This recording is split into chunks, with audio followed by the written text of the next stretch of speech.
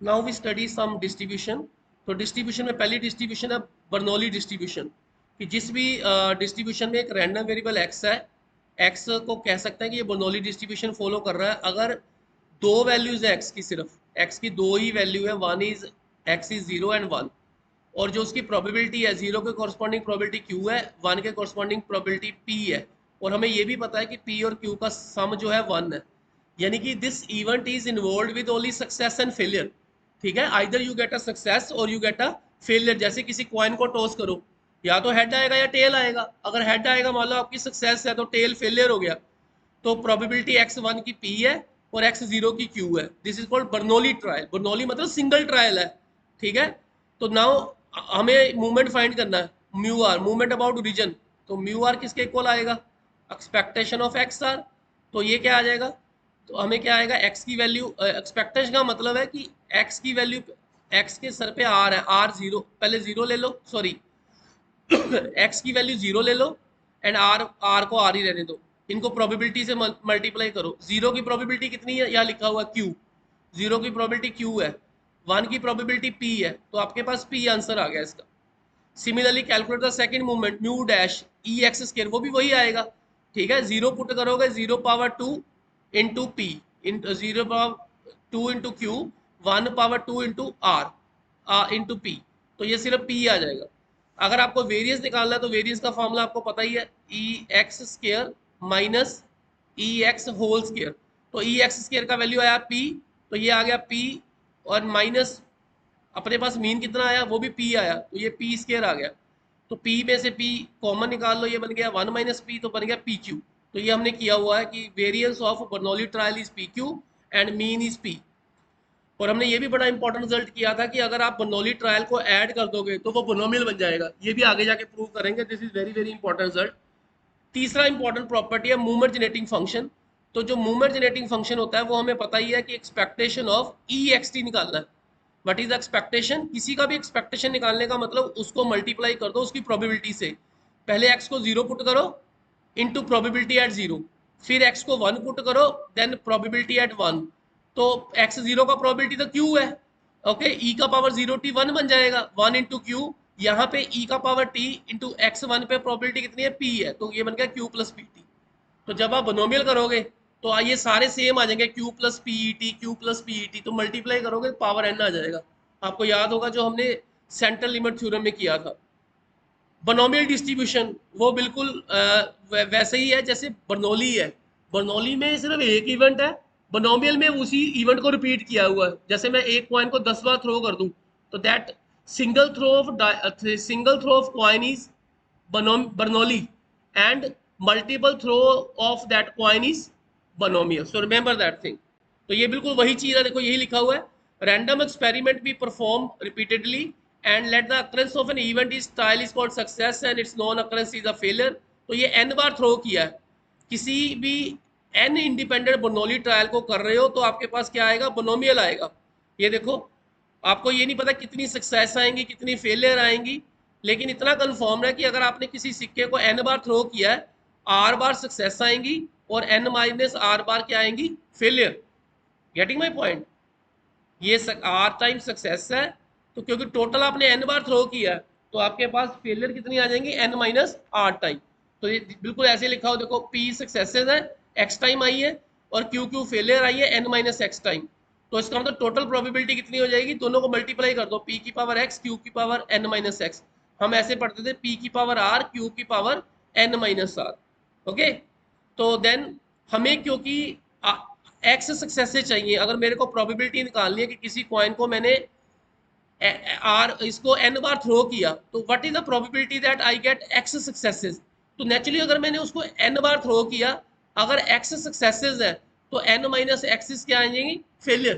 तो इसका मतलब सक्सेस का प्रोबेबिलिटी कितना आ जाएगा, एक्स बार प्रोबेबिलिटी पी एक्स आ जाएगा, और फेलियर क्यू है तो फेलियर का प्रोबेबिलिटी कितना आ जाएगा, क्यू का पावर एन माइनस एक्स, ये वाला।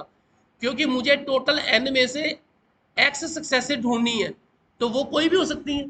जैसे मान लो मैंने किसी कॉइन को 10 बार थ्रो किया और मैं कहता हूँ 4 बार हेड आए, मुझे कोई प्रॉब्लम नहीं है पहले 4 बार हेड आ जाए, या पहले 3 बार हेड आ जाए, लास्ट में जाके चौथा हेड आए, या मेरा पहले कोई भी हेड ना आए लेकिन लास्ट 4 में मेरा हेड आ जाए। Okay, if my success is getting 4 head when I throw a coin 10 times, so then it doesn't matter that ki whether I get a 4 head in the beginning or I get a 4 head in the end. So try to remember that कि इसका मतलब n में से x वो ढूंढने पड़ेंगे कौन से हैं, तो NCX, ये NX का मतलब समझते हो ना, ये ऐसे लिखा हुआ है, NX का मतलब है NCX, कॉम्बिनेशन यूज किया।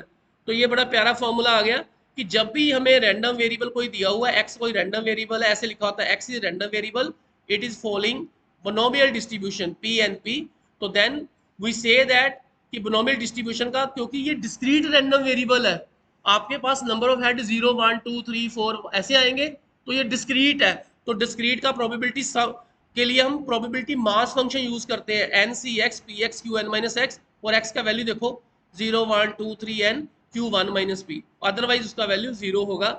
यहाँ पे अपने पास दो इंडिपेंडेंट कॉन्स्टेंट है n and p, तो इसको पैरामीटर बोलते हैं। ये दोनों चीजें इंपॉर्टेंट है। अगर हमें किसी भी डिस्ट्रीब्यूशन का प्रोबेबिलिटी पता है p, एक इवेंट की प्रोबेबिलिटी पता है और उसका नंबर ऑफ ट्रायल्स पता है, तो देन मैं उस पूरी डिस्ट्रीब्यूशन को ओपन अप कर सकता हूँ। इसको लिखने का तरीका ये वाला है, ये बड़ा प्यारा सिंबल है, x फॉलोज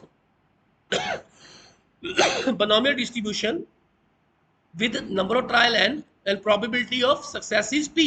तो ऑब्वियसली एक चीज और इंपॉर्टेंट है कि p प्लस क्यू का सम कितना आएगा, 1 आएगा। तो इसको लिखने का तरीका भी देख लो, ठीक है, बी एन पी। और दूसरी चीज ये भी प्यारी है, सभी प्रोबेबिलिटी का सम करोगे, सम ऑफ ऑल द प्रोबेबिलिटी। अगर आप देखो तो ये किसका फॉर्मूला है, शाबाश, कोई बता सकता है किसका फॉर्मूला है?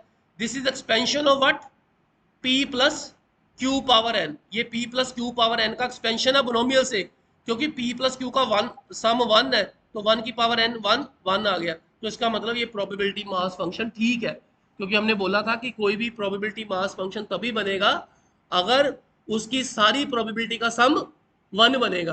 प्रोबेबिलिटी मास फंक्शन वो तभी बनेगा, प्रोबेबिलिटी डेंसिटी फंक्शन वो तभी बनेगा अगर उसका integral minus infinity to infinity f x is 1। तो remember this result is very important. Then expectation निकाली हुई है n into p x, we understand that. ये भी प्यारी प्रॉपर्टी है कि मोनोमियल डिस्ट्रीब्यूशन में जो दो ट्रायल होते हैं वो म्यूचुअली डिसजॉइंट होते हैं, ठीक है ना। अगर हेड पहले आ गया तो बाद में हेड आएगा कि नहीं आएगा, कोई भी नहीं कह सकता, तो इंडिपेंडेंट है।